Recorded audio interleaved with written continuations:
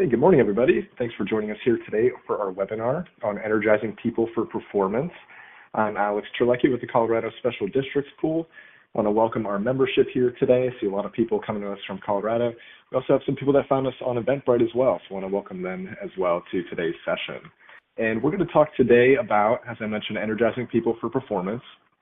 If you're a manager or supervisor, it's got an excellent session for you today. And if you're someone who is supervised, you'll still find some benefits from the session. We're going to talk at length about where motivation and engagement come from, as well as how to cultivate those two things in yourself and in the people that you work with, offering strategies for performance as well. So today we're joined by our presenter, Sylvette Wake. We're thrilled to have her back. This is her, I think, third time presenting with us today from CPS HR Consulting, so very excited to have her here. Sylvette is the founder of Wake Up Training, Coaching, and Strategic Planning. She's committed to helping people develop their strengths and unlock their potential, creating safe spaces for learning and growth. Sylvette completed a master's degree in management and leadership from Webster University and became the official employed spousal unit, doing stints with various California and state agencies prior to becoming an independent consultant. She's also a certified practitioner and facilitator in Conversations Worth Having, as well as a certified executive life and strengths finder coach. So we are thrilled to have her back today, as I mentioned. I want to do a couple of housekeeping items first in case anybody is new with us or hasn't attended one of our webinars. We're recording today's session. If you need to step away or if you have technical issues, we'll send out a copy of that recording to you via Eventbrite, the same way that you signed up today. We have the slides for today's session in the files box above the chat box. You could download those and refer to them later, share with staff. And then finally, the chat box, which is active. I see most people found that. If you have questions today, go ahead and chat those in there and we'll answer them as they come through, and also pause at the very end for questions too. So I think with that, we'll turn things over to Sylvette. Good morning. Thanks for being here. Thank you so much again for having me, Alex. I didn't realize it's been 3 times and it's always been so fun. So thank you for setting us up and getting us going. And welcome, everyone. I'm so glad you're here to join us. Thank you so much for taking an hour out of your, I know, very busy days to have a chat around energizing employees for performance. And so I just actually wanted to have a quick cup of coffee for you here, because when we were in person, we'd probably have coffee and donuts. Can't arrange that, I'm afraid. So I thought this is the best I can do. But as we head into our next slide, some of you already put your agency and role in the chat. But I was wondering, just as a way to get us started, if you haven't done so yet, if you'd like to put your agency role in the chat, favorite thing about fall. Let us get started. What is your favorite thing about fall? Pop that in the chat. I see Brad and Sherian are typing away already. So favorite thing about fall. Natalie, thank you for getting us going. Thanksgiving, yes, just around the corner. And oh, Brad and Brad, I see you're from Parks, right? Apple cider donuts. Oh, Elaine, I haven't had those. Sounds awesome. Fall colors, D. I was just up in, I'm over here in California, Northern California, and I was just up in Lake Tahoe over the weekend, and the colors are just starting to change. Comfy outfits, Ali. It's sweater weather. The crisp air, being outside, Marie and Sherian, welcome to you. Loving the weather. Oh, the Mohiba, the colors are just fabulous on the photo, right, Mohiba? Yeah. All right, so I'll see if any others pop up. So thank you for putting those thoughts in there. Let's get on with our session. I just wanted to share one of my favorite things. It's pumpkin spice latte. Oh, yeah. And my other favorite thing is this. I'll let you just read this one for yourselves. Yes, I'm not sure who came up with pumpkin spice brake pads, but I think we all need some, particularly you up there in Colorado. So there you have it. All right. Oh, Peggy has no audio. Alex, are you able to help her perhaps? I'm just not sure. Okay. Yes, I'll chat into the chat. All right. Cheers. Thank you. All right. So on we go. Here's our agenda. We'll do a brief introduction, and then we're going to do 7 brilliant motivational ideas, not just any normal idea, but 7 brilliant motivation ideas. So off we go. Off we go. This is an unwrap jigsaw puzzle. You know how you put a jigsaw together? Where we're going to unwrap a jigsaw puzzle. So as I unwrap it, I invite you in the chat to put in, what do you think this is? As soon as you know what this might be, pop it in the chat.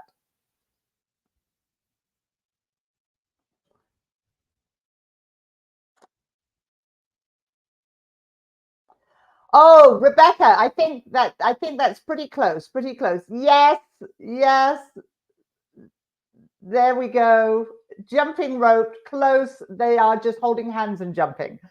And so I found this. So thank you, all of you, for putting your thoughts in there. So I found this image and I thought, wouldn't it be awesome if we all, including our staff, all felt this way at work, right? Jumping for joy. And so I thought this was just sort of an uplifting image to get us started with the day. And welcome, Shannon and Kevin. I see you just joining us there. Welcome. So if we want to have people feeling this way or getting in this direction, energizing them means we need, of course, motivation. And here's a wonderful quote from Zig Ziglar, a motivational speaker. Motivation is like bathing. It has to be done daily. And so what we'll be looking at in our session this morning are some things that you can give that daily, with which you can do a daily dose of motivation. And that being said, we have to bear in mind the types of motivation that are available to us. So our first definition here is the overall definition of motivation. I'll let you read this one for yourselves. All right, so that's the general umbrella definition. And then our next one is extrinsic motivation. I'll let you read this one for yourselves.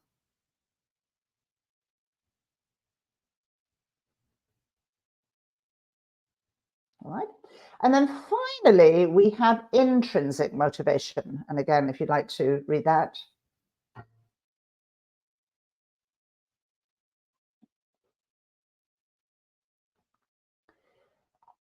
And the issue here is we can try to motivate others with extrinsic things, rewards. Unfortunately, sometimes those disciplinary actions, which we really don't like to do, but sometimes they're needed, recognition. And people really appreciate them, but they don't last very long. And so the way to folks' hearts and to get them truly motivated then is trying to figure out, what is it that makes them tick? What floats their boat the most? And this is intrinsic motivation. And so as we go through today, our focus will be on how do we tap into that intrinsic motivation? And so another quote here from Bob Nelson: you get the best efforts from others not by lighting the fire beneath them, but by building the fire within. I think that sort of sums it up rather well. All right, so in the chat, why are motivated employees important to an organization? So if we can hear from a couple of you on that, why are motivated employees important to an organization? Brad coming straight in, the culture. Yep, I think that's a wonderful place to start. Thanks, Brad. That positive energy. Keep the mission moving forward. Thanks, Elaine. And Joan, thanks for yours there. Muhiba, greater productivity. Absolutely. Yes, I think you've got all of them right here. And so with that being said, we also, actually, I'll come back to him in just a moment. I think all of the items that you mentioned, Brad, Joan, Elaine, Muhiba, these are the things that make people want to stay, right? So it really helps with retention, also helps with recruitment, because the organization's reputation is built around the culture and what people say about it outside of the organization. So it's easier to hire people. It's also very important then for engagement. And we're also going to be taking a look at engagement in just a moment. And so motivation then is the key to engagement. And one of the things that started, if you've done any, I'm sure you've done leadership classes recently, but that we've shifted from last decade to sort of a task productivity only focus to more of an employee focus. And one of the folks who really was instrumental in making this happen was this gentleman. So does anyone recognize this person? Pop in the chat if you recognize this gentleman. There's a bit of a hint in the back. Peggy, I just saw your note there. It's infectious. It is. It is. So anyone recognize this chap? All right. It's Herb Kelleher. And Herb was the founder of Southwest Airlines. And sadly, he passed away 4 or 5 years ago. But he started up Southwest Airlines back in Texas. And he shared this thought in an interview. And he said, years ago, business gurus used to apply the business school conundrum to me. Who comes first, your shareholders, your employees, or your customers? And I said, well, that's easy. But my response was heresy at the time. I said, employees come first. And if employees are treated right, they treat the outside world right. The outside world use the company's product again, and that makes shareholders happy. That really is the way it works. It's not a conundrum at all. And so Herb Kelleher, so our happy employees make happy clients and customers. And the way to keeping them happy, and actually we've got to think about this, they're at the workplace more hours than they are with their families. So we really want to try and create not just a happy workplace, but of course a place where folks are motivated and engaged. So here is the definition for engagement. I'll let you just read this for yourselves. All right, so that's engagement. And then this is the definition of disengagement.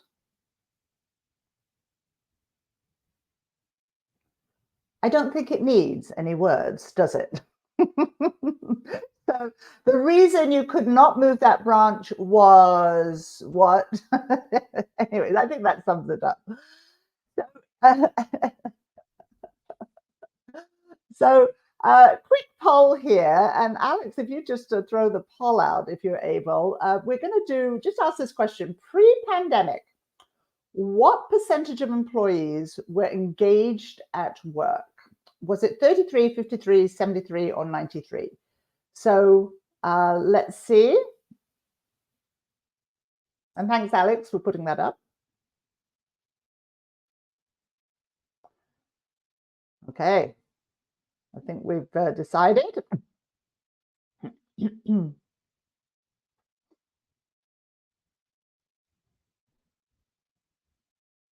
Okay, I think we're here. Do I need to click on broadcast results, Alex, or are they showing already on your side? They should be showing already. Oh, okay, excellent. All right, thank you very much. All right, so we have, I wasn't sure that what I was seeing was what they were seeing as well. So here we have, it looks like 73 in the lead, then 53, and then 33. All right, so, oh, and just a nudge there on the 93. All right, thank you so much. So the survey says the answer is, here it comes, it's actually 33%. So those of you who said 33% were correct. Yes. And this is a global measurement, a statistic done by Gallup. If you ever see the Gallup polls, global measurement across different workforces. Yeah, pretty impressive, right, Muhiba? And so let's take a look at this.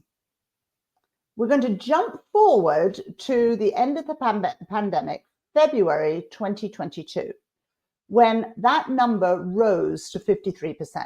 And this survey was actually done with about 50,000 people through the American Society for Public Administration. So this one is actually just in the States. So there was this big jump. So what do you think caused the difference? What caused that difference between 33, that's been there for decades, and then 56? So being able to work online, virtually. Thanks, Muhiba, for getting us started.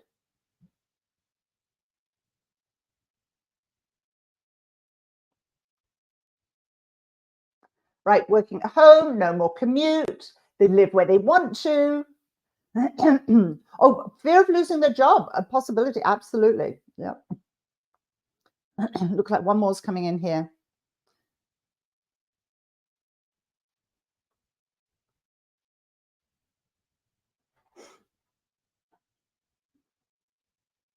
Okay.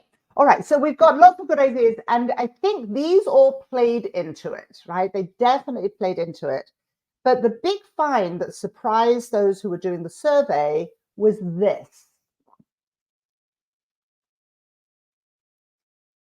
Folks felt cared for and supported. So this meant that you did a phenomenal job of making sure your folks were taken care for at home.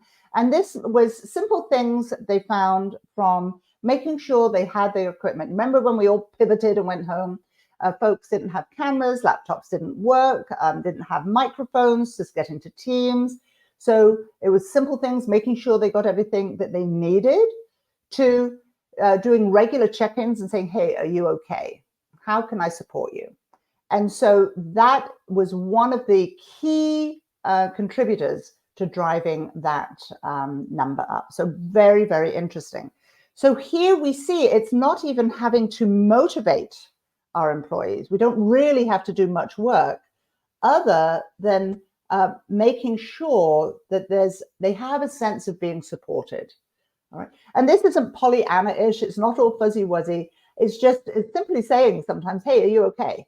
Or I've noticed something, it seems to shift in your work performance. Do you want to talk about it? All right. So you might know how you remember the first and the last things of a class. So if you don't remember anything else from today, I think perhaps this is the main point. All right. Let's take a look at a couple of companies and their engagement numbers. So here is Google. All right, Google is their engagement figures. Right, Muhiba? yet. I hear you. So here's Google's engagement numbers, 86%. And of course, they've got great engagement. They've got spas. They've got pet parlors. They've got beautiful restaurants. Yes, I'd be engaged too. And here is a place in Northern California called The Nugget. So The Nugget is a sort of co-op grocery store. And they have been in the top 100 places to work for the last 6-7 years. In Forbes, Forbes does that top 100 places to work for. And so Nugget, this little grocery store in Northern California, has been in the top 100. And so I'm going to ask you this. It's fairly easy. Do you think their score is higher or lower than Google's? So Google was 86%. Do you think their score is higher or lower than Google's?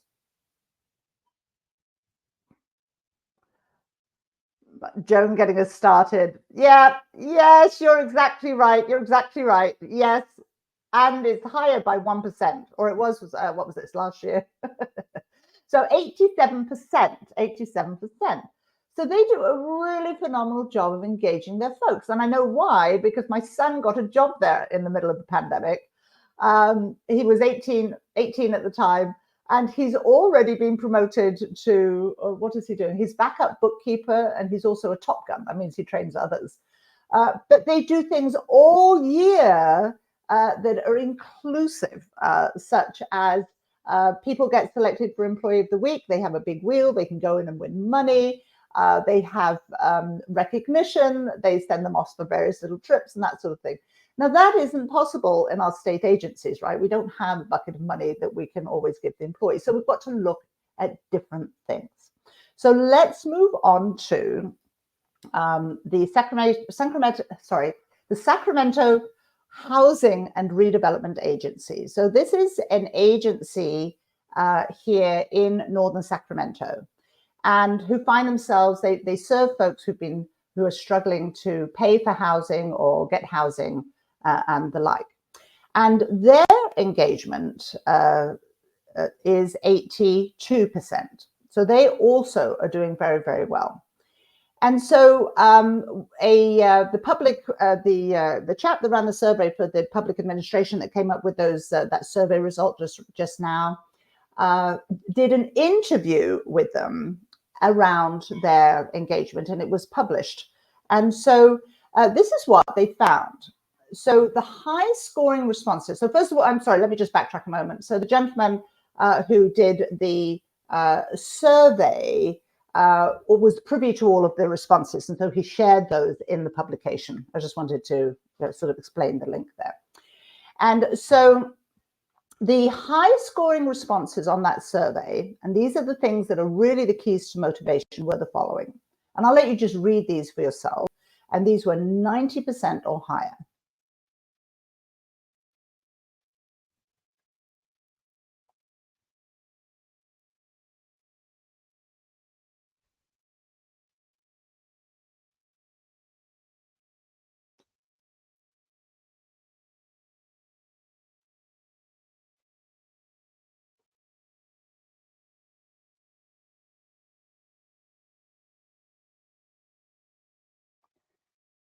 So here you can see we've already heard employees feel supported and cared for during the pandemic, and this was actually done in the just prior to first year of the pandemic.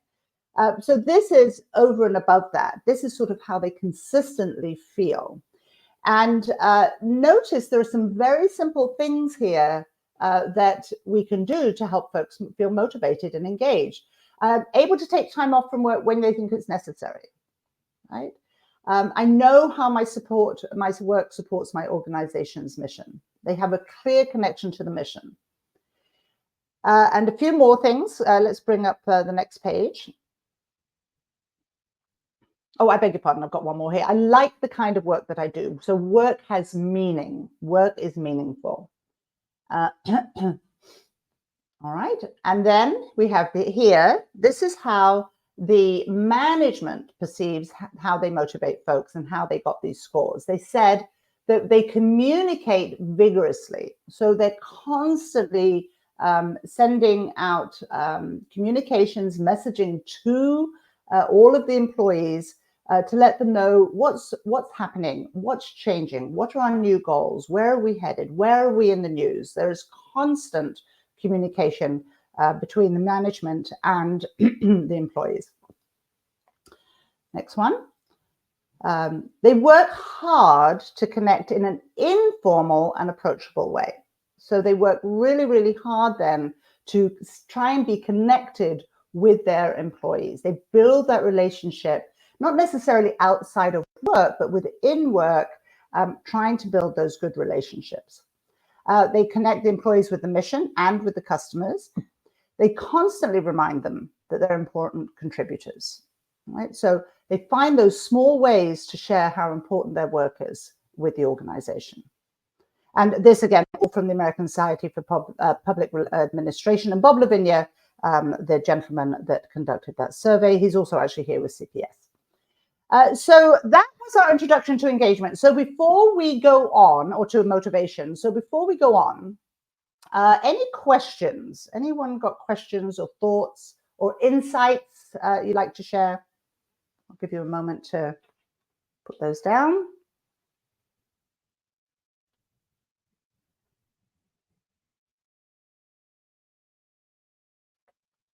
Okay, on we go. On to our 7 brilliant motivation ideas, in addition to what we've just shared, right? So wrapping that up, those are the things that really drove the engagement for that agency. So here are our 7 ideas. We'll take a look at these. I'll bring them up so you can just take a quick look.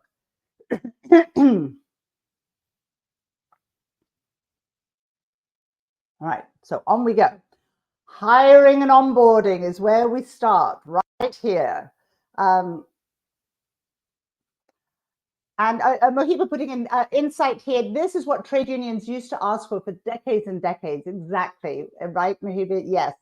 And Mohiba, I grew up in England when the trade unions were asking for that as well. And I, you know, hopefully over there as well. I'm not sure what the situation is in the UK. I haven't been there for a long time. But I do remember that. Yep, thank you for that comment. All right, so hiring.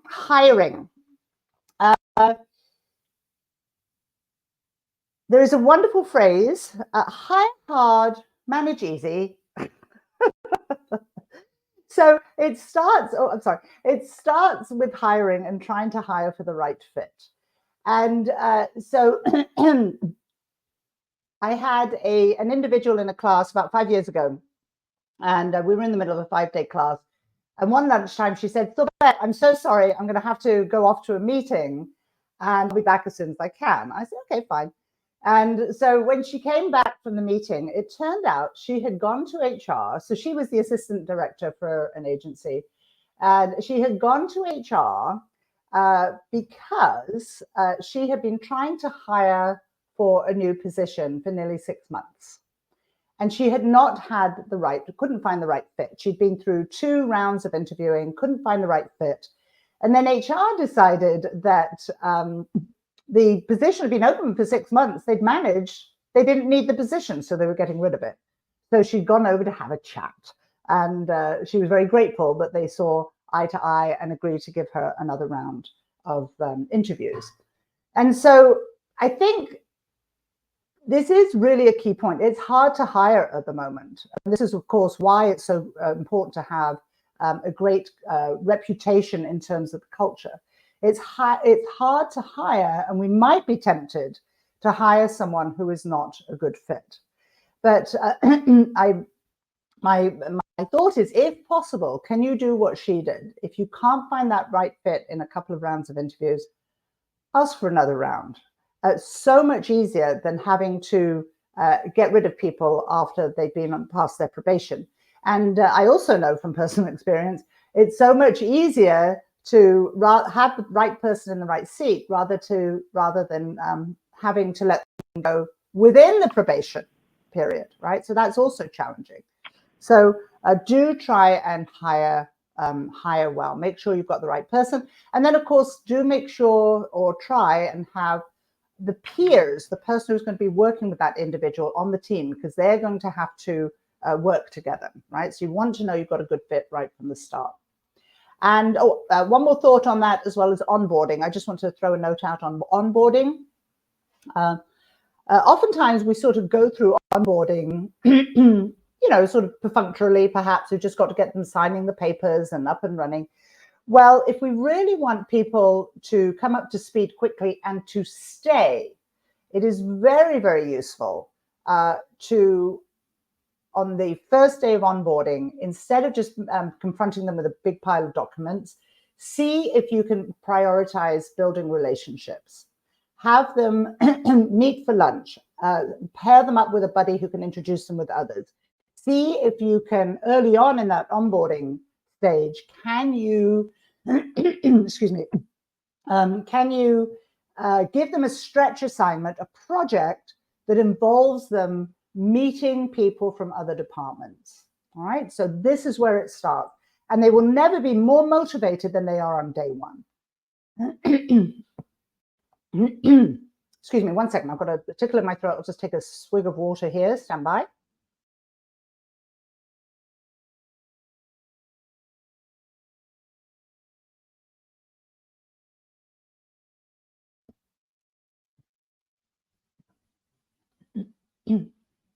Oh, Rebecca, I see that question there. That is a very interesting question. That's a very interesting question. So, you know what, I'll do a little bit of research on that, and then I'll forward something to Alex. I'm not sure we have something at CPS, but typically with the hiring in particular, some of the ways to figure that out, even without the training session, is to ask those behavioral questions.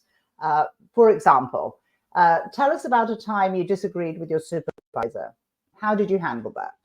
So it's, I think a little bit of it is very subjective in how they answer those questions. But I'm also going to take a look, Rebecca, and see what I can find. Okay, thank you for the question. All right, and then, so that's onboarding, all right? Make relationships the priority, get them feeling good and comfortable, and then before just giving them that great big pile of documents. All right, our next stop is psychological safety. And so psychological safety is this. I'll let you read this for yourself.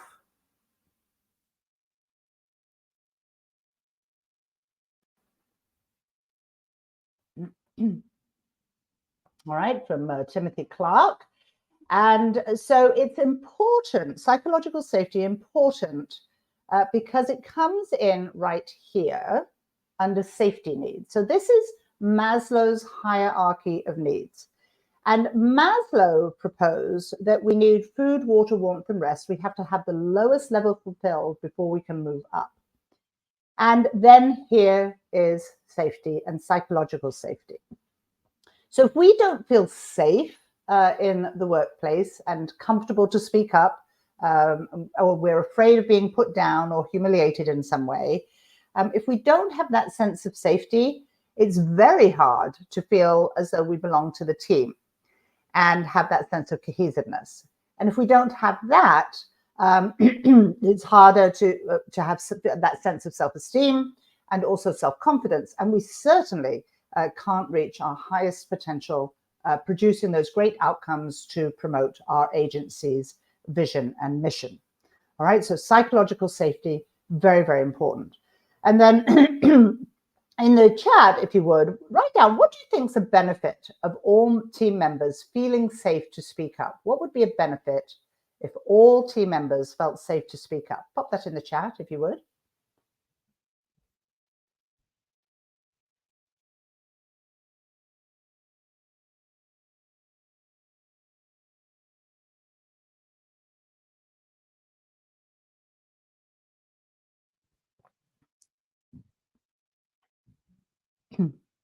Nicole getting us started here. More perspectives, ideas, multiple points of view, a clearer picture, team buy-in, different perspectives. Whatever is needed, we can speak openly and frankly. Yeah, you're an environment where you know you'll be heard and not judged. Great ideas are shared, unity, honesty, workplace comfort. Absolutely spot on. Thank you very, very much indeed. And so one of the other things I just want to add to your list is that we might get early warning of a threat as well, right? So we're more idea to bring ideas up, but some people are afraid to speak the truth as they see it. And we don't hear about those early warnings of things that are not going well. And so we need that environment then to be able to hear from everyone. And so there was a interesting times in the 1980s and 1990s where in aviation, there were a lot of aviation accidents. And so the FAAs around the world decided to take a look at the black boxes associated with those accidents, and they reviewed the data. And they were very shocked to find that many of the accidents were not mechanically related. Instead, they were what? Pop that in the chat.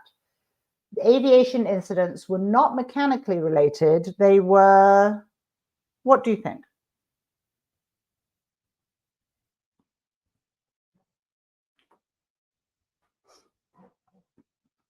And Muhiba getting us started with refusal to listen. Personnel neglect. We've got customer service related.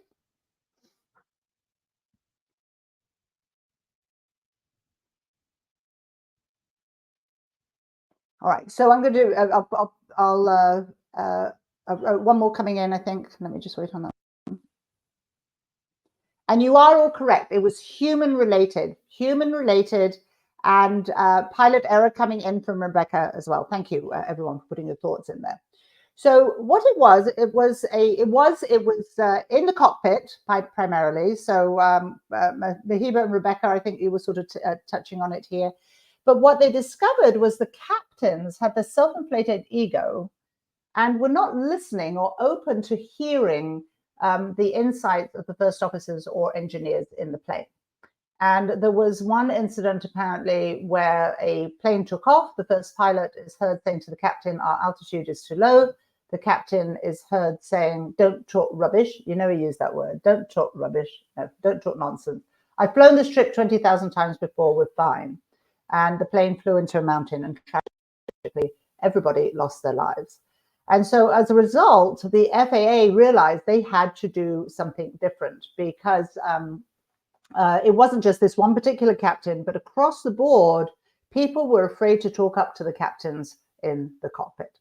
So now, you'll be happy to hear now there has been a change, that the first day of their recurrent training, pilots go for recurrent training every year, that first day of training is spent on communicating in the cockpit. So I think, Mohiba, you said refusal to listen. So it's the captain's refusal to listen, resulting in that pilot error. So first day of recurrent training is all about communicating in the cockpit. And if there's a decision that they can't agree on, there's a checklist now, a process that they have to go through. So that was step one. Step two was they created a process where if pilots make a mistake, or mechanics as well, if anyone makes a mistake, they can write it up without fear of retribution, because they realized they weren't hearing about errors being made because people were afraid to speak up in general. All right. So this goes to the personal neglect, customer service across the board, mechanics in the cockpit. Everyone in an airline can write up a problem so that it is learned from by everybody else. So what they did was it created a learning culture. Right. So this notion then of psychological safety, they created psychological safety in the cockpit. Yes, it's safe to fly, and they created it for the whole organization. And so I think when it comes to our work as knowledge workers, this is a really important thing to have. Perhaps not so much that lives are at stake as they are in aviation, but in terms of where we're coming back to our engagement, right? So if people don't feel safe, they're going to leave. The culture is not what we would like it to be, and we're going to have a hard time hiring folks. So if you're interested in introducing psychological safety to your team, and by the by, you will get these slides, so you'll have this. I put a couple of resources there for you to review on the left, and then simply have a meeting with your team and say, hey, learned about this psychological safety. How can we behave together so we can set up psychological safety in our team, our division, our organization? All right, so that was psychological safety. Any questions about that before we go on? Okay, on we go. Showing them you care. So we touched base on this earlier, but let's think about this. People don't leave their jobs, they leave their what? They don't leave their jobs, they leave their... Right, there we go. Natalie, Timmy, Mahiba, Leslie are coming in. And Kevin and our South Parks district, yes, they leave their bosses. Oh, my word. So this ties into our post-pandemic survey, right? So they leave their bosses. And so typically then, leadership, the manager, is a really important or plays a really important part in motivating folks. It's just how one is. And so with our leadership then, one of the things you can do is simply transfer your positive attitude. And it doesn't necessarily mean that everything's all hunky-dory all the time, but just having that solutions-focused mindset. Listen, really listen. People just want to feel heard. Ask generative questions. Generative questions are open-ended questions. If you're interested in finding out more about those, I highly recommend Conversations Worth Having, a book by Stavros and Torres. So check that out if you're interested. And I think I've got it in the resources. Here's a couple of examples. All right, see my three of my favorites right there. And then servant leadership. So servant leadership is just being empathic. And again, empathy is just trying to understand. It doesn't necessarily mean we can always fix things, but we're just trying to understand and really focusing on the individual. Remember, if, Herb Kelleher from Southwest Airlines, if employees are happy, everybody's happy. So can you help them with their career growth, support them where needed, and basically just listen, right? Just ask, are you okay, occasionally. All right, so that's the leadership component. So in the chat, how do you show your employees that you care? What do you do?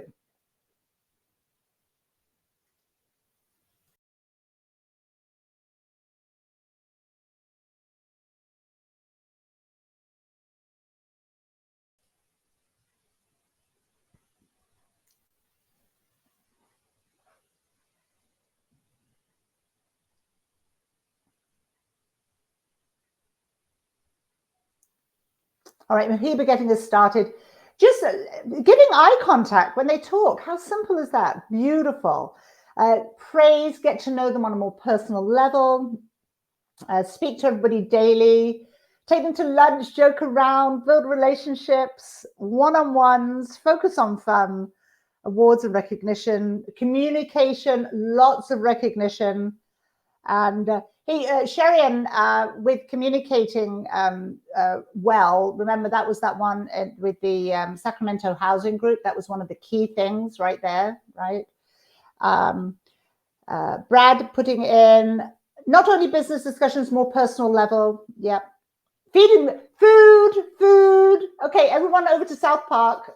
Food at the front there. Yes. Step in and help during high workload periods. Oh, beautiful. Say hi daily. Yeah, don't interrupt. And again, a communication piece there. Send them home a bit early on Fridays. Talk daily. When they come with an idea, acknowledge it. Don't claim it's yours, and then reward them. Fabulous. Lots of candy in your office for staff and patrons. Sherian will be right over. Absolutely fantastic. Okay, so it's these little things that really make the difference. So thank you all so much for putting your thoughts in there. And we'll wrap up, jigsaw unwrap here with this little piece. As soon as you know who this is or what the quote might be, let me know in the chat. Anyone seen this quote before?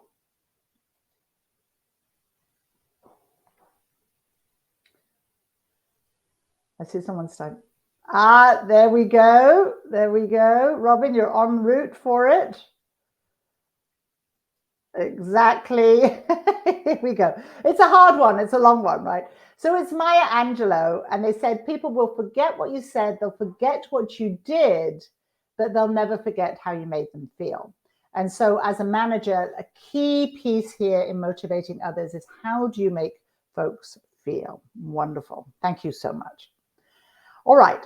So we'll head into connecting to vision and customers. That's the next big stop.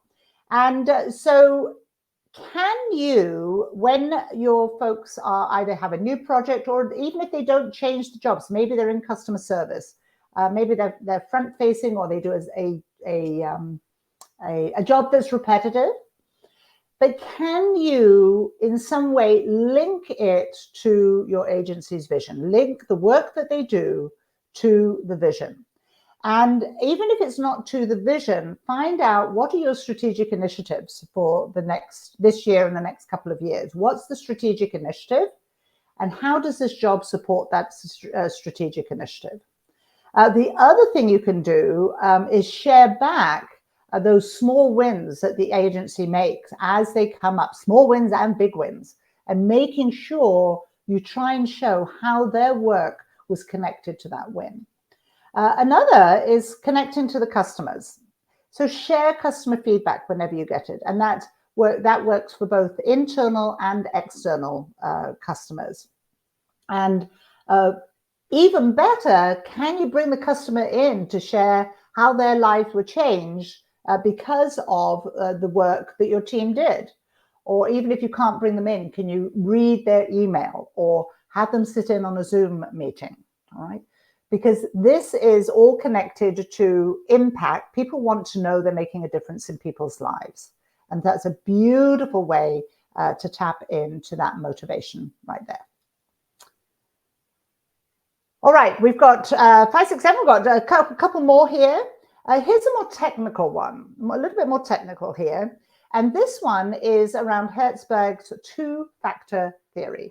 So Herzberg proposed that we have something called satisfiers, and increasing those satisfiers increases job dissatisfaction. There's also something called hygiene factors, and these decrease job dissatisfaction. So the things that decrease job dissatisfaction, we have to do these first, are the following. I'll let you just take a look at those for yourself. All right. So if we have to improve things that about which people are feeling dissatisfied, before we can do these things, which are the satisfiers. All right, I'll let you read those for yourselves. So we can give recognition, we can help them promote, we can help them with their personal growth, we can shift the work itself, and there will be satisfaction from that. But if you've still got that lingering thing about things that aren't going well in the organization, such as the policies or the working conditions, the satisfiers will not do a good enough job. So we've got to get rid of the things that are causing dissatisfaction first. So obviously in a public agency, we can't do much about base wage or salary, but we can do things like you're taking the class, right? Supervisor quality. Are your policies and rules updated yet? If you are remote, there are many agencies still that are so busy, they haven't had time to update their policies. Think about working conditions in the pandemic where everyone had to go home and have a laptop and a camera and a microphone, right? So we had to resolve those things so that we can use the satisfiers, right? Does that make sense? And Peggy, I just saw your note here just before I go on to the next step. Peggy put in, my daughter owns a hardware, says, train them so they can leave, but treat them so they want to stay. Oh, that is fabulous. Peggy, thank you so much. Absolutely beautiful. Love that. Peggy, can I borrow that from your daughter? Can you ask her? That would be great. I think that needs to go on a slide. Thank you so much. Thank you. All right. So we have to deal with the dissatisfiers to make sure that the satisfiers work. So policies and rules, just a reminder, do set clear expectations and be okay if folks circle back and have clarifying questions. Give immediate feedback and then, of course, recognize. But it starts with setting super, super clear expectations. So how do you recognize and reward team members? Let's just hear from a couple of you. How do you recognize and reward team members? Pop that in the chat if you would.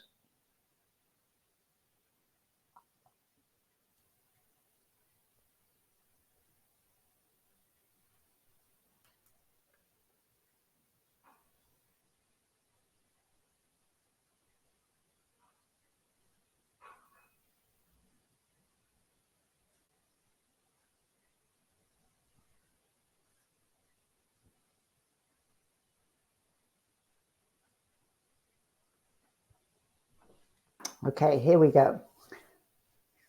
Peggy getting us started. Merit raises, say it, yes, and say it often. Communicate, thank them, public. We have public, you have recognition awards, also personal feedback, Nicole. They're exceptional, then comes the reward. Thanks, Mahiba. Share with board members at a board meeting. Constantly tell them how much you appreciate them and how important they are to the team. Thank you, Sherian. And Sherry, in that point, telling them how important they are. Remember, with the housing agency, that was one of the things that people said, put them in the 90% bracket. I'm aware how important I am to the organization. Yeah. If they're having a bad day, a gift or a snack, absolutely fabulous.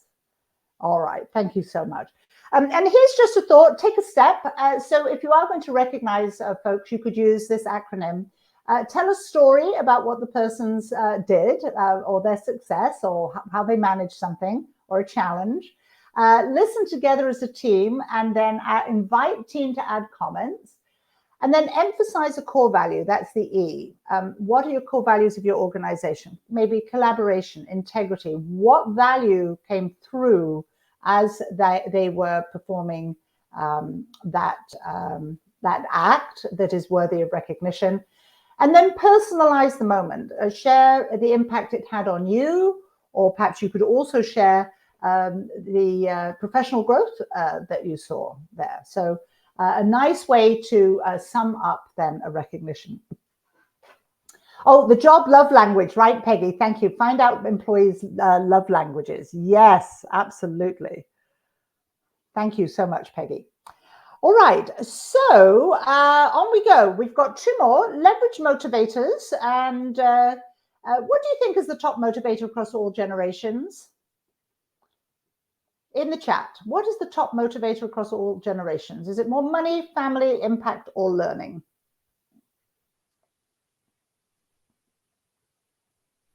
Oh, we've got C coming in, also D. And we have an A, a couple of A's coming in. Yep. All right, a few more C's. Okay, thank you so much. So let's check it out. It is actually C, it's impact. Surprising, right? Oftentimes we think it would be perhaps money or even family, but it is actually impact. And so a survey was done in 2018 of over 30,000 people in all different fields of work and in all different generations. And this is what they found. Out of 23 motivators, the number one across all generations was impact. Number two was learning. Number three was family. And so people really want to know that what they're doing is making a difference. So this is why connecting to the customers and the vision is so important, right? It's that sense of satisfaction of doing something for others.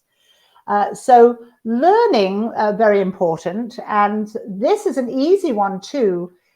In your team meetings, can you each week invite someone to, everyone reads a different article, and then each week invite one person to share what they learned in the article and how you can apply it on the job, right? So simple.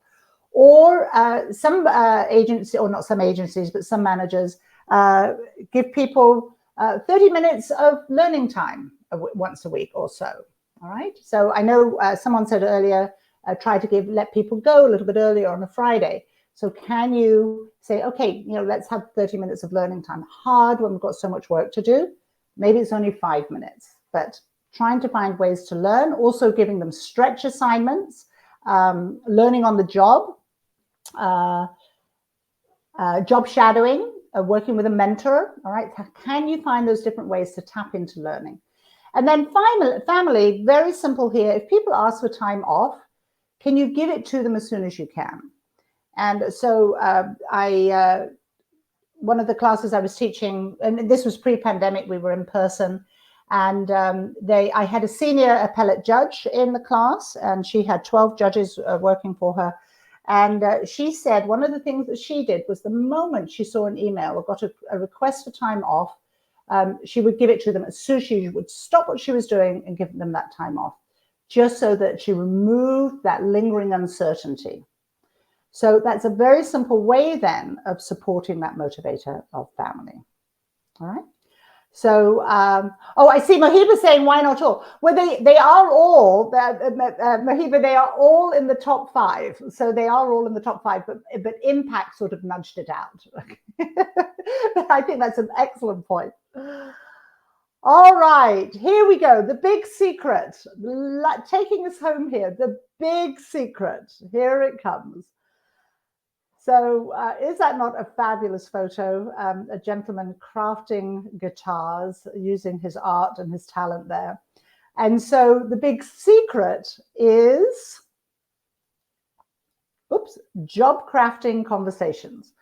And so job crafting conversations are simply using your one-on-one time, perhaps, or setting up a separate time once or twice a year to say, okay, what do you love doing right now? What really floats your boat? What can we give you more of? And what do you not like doing? All right, so here are some of those questions.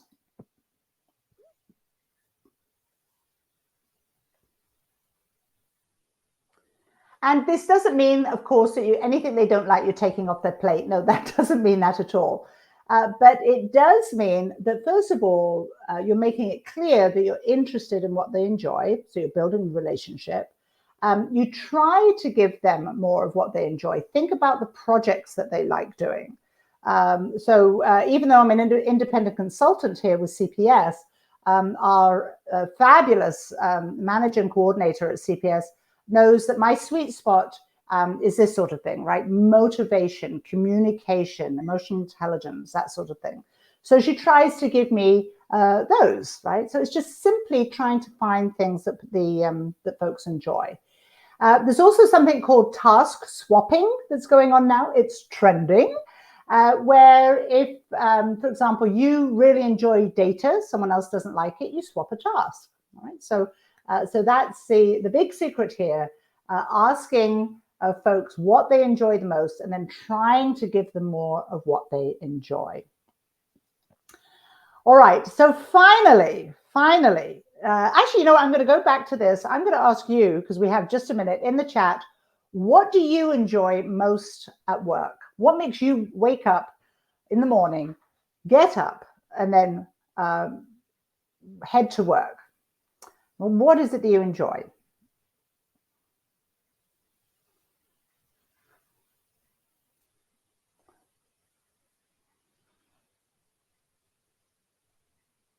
Mehiba, I see your note there. Thank you. Yes. Yeah.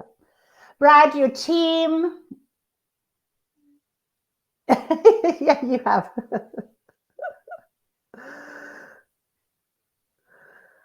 Co-workers, helping your community, everyday challenges, knowing your work is needed and appreciated. Donuts. Peggy, there is no better reason to get up in the morning. Exactly right. Yeah, absolutely wonderful. All right. Thank you so much. Every day is a different challenge. Love working there. And so maybe it's just useful, even as you are getting up, just to do that quick reflection. You know, I'm going to a job that I absolutely love. All right. So taking us home then is this young lady. Oh my goodness, does she look excited? Don't forget to celebrate. And I think you've already put in lots of ways that you do celebrate and appreciate your team. So thank you very much for doing that. But we've also got to remember, celebrate those short wins, and even when folks are, they don't get a whole task done, but they do a part of it, or they learn or do something different. Can you find those moments to celebrate?